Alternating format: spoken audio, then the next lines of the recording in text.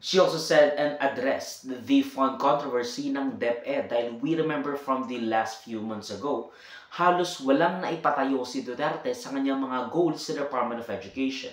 She countered by saying na wala talaga siyang magagawa kasi sinamsam ng mga congressmen, particularly Zaldico and Romualdez.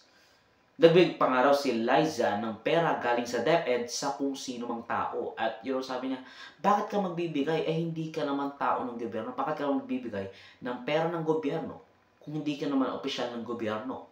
What gives you the right? Ginigit-git nyo yung mga tao ko dyan sa envelope na yan.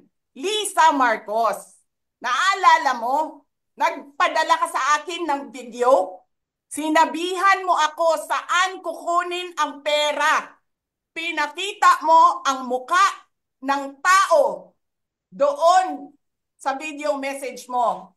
This is she's been working with us for the longest time. We trust her.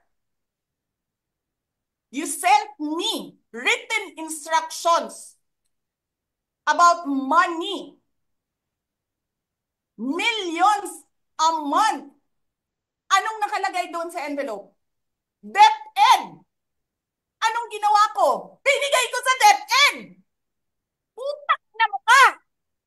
Wala ka ngang posisyon sa gobyerno. Namimigay ka ng pera ng gobyerno eh. Now, I've watched the entire online press conference ni Duterte, and the person she despised the most at palaging minimension is the House Speaker Martin Romualdez, and that she has been consistent about. Paano nyo ginagel ang pera ng Department of Education?